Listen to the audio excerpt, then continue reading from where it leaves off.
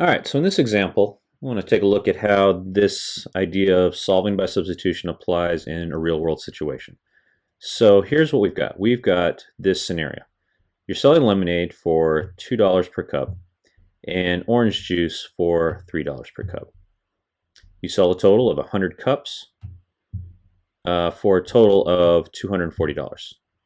Your job is to write and solve a system of linear equations to find the number of cups of lemonade and the number of cups of orange juice you sold.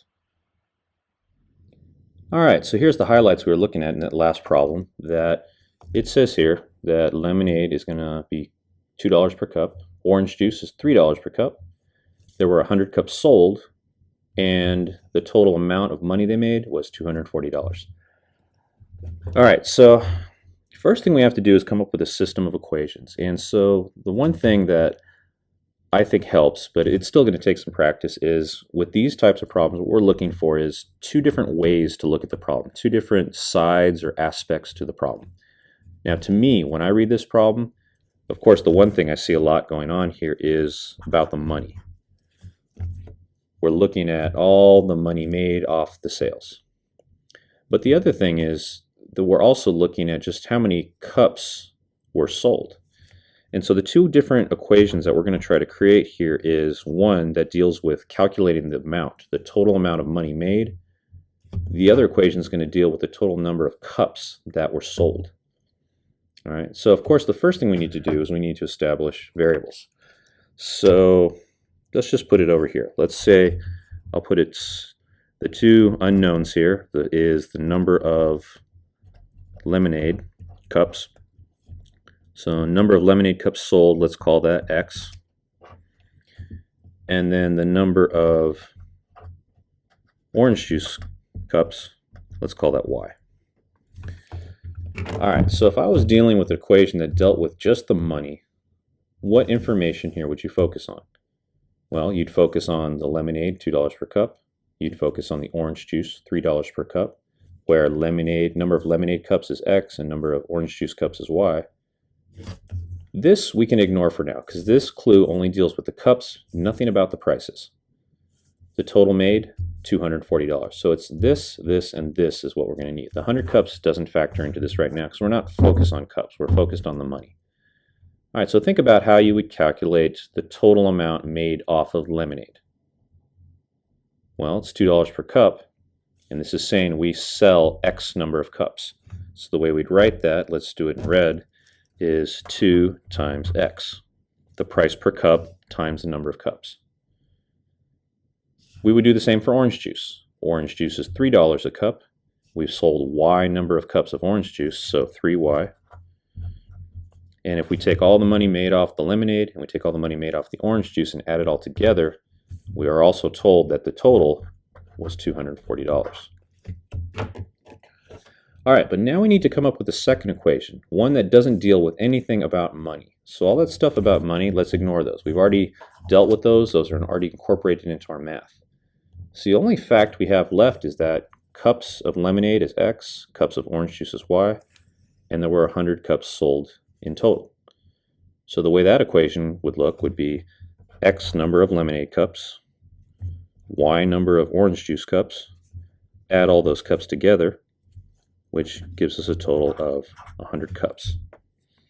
Okay, so this is what I meant by looking at the problem from two different sides or two different aspects. In this case, it was all about money for one equation and all about cups sold for the other equation. All right, now here's something else, and this is the reason why I picked this problem. We're trying to do substitution, which on the previous examples was first looking for an isolated variable. And if you look here, neither one of these equations has an isolated variable. And this happens sometimes with substitution. It's not always going to be set up for you. Okay, but the steps are still the same. We need to have an equation that has an isolated variable, but since neither one has that, we're going to have to make that happen. So in fact, let's just do this. Let's separate out the word problem from our work. So let me recopy these. 2x plus 3y equals 240. And x plus y equals 100. All right, so at this point, this is one we're going to have to do a little bit of preliminary work. we have to ask ourselves the question, which one of these would make a good substitution equation and would be easy to put it in that format? In other words, I guess my question is, which one of these would be easiest to isolate either x or y? All right, now I'm kind of hoping you're picking this one, because if you look here, x and or y, whichever one I choose, they're nearly by themselves right now. They're just not quite there. Here, there's a lot of stuff going on. Okay, but here it'd be an easy thing to isolate x or to isolate y. Okay, and since I don't care which variable it is, it doesn't matter. So let's just say I pick x. Okay, so what I would do to isolate x and get it by itself is get rid of the plus y by subtracting y. What I do to one side, I do the other. So x equals 100 minus y. Now this looks like I wanted to. This looks like a proper substitution equation because x is isolated. And now I've got something to go off of. It's telling me swap out x, and everywhere you see x, swap or substitute in 100 minus y, because these two things are equivalent. Okay, and I do that in the other equation that I haven't touched yet. All right, so I go over here, and just like the other examples, I do what it says. I'm going to remove x from the problem. 2x, leave a big blank spot, plus 3y equals 240.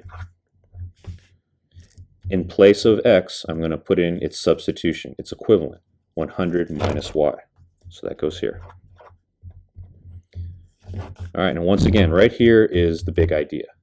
We went from two different equations with two variables down to one combined equation with only one variable, the variable y. Okay, and this we know how to work with. We'll clean it up by doing distributive property.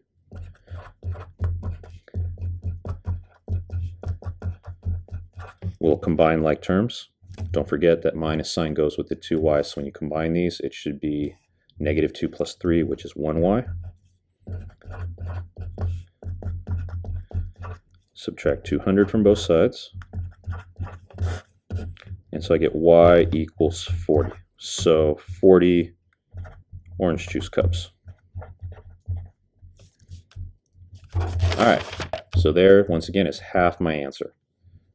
All right, so now, just like before, this becomes not just my answer for half the problem, but also my next step. This is going to be substitution number 2. Okay, and it's telling me that everywhere I see y, I'm now going to substitute in 40. And again, I can go back to either one of the original equations. You just tend to pick the one that looks easier. I'm thinking this one still looks like the easier one. So I'm going to take the one in blue, and I'm going to do what it says. Everywhere I see y, I'm going to take it out. And everywhere I took out y, I'm going to substitute in 40. All right, so x plus 40 equals 100, which you can do the mental math on that. That must mean that x is 60. So 60 lemonade cups. Okay, so that should be the solution to the system. X is 60 cups of lemonade, y is 40 cups of orange juice. All right, now of course though we want to check it. So let's check our answer. And we check it by putting it into both of the original equations. So let's start with the one in red. 2x plus 3y equals 240. And x is 60.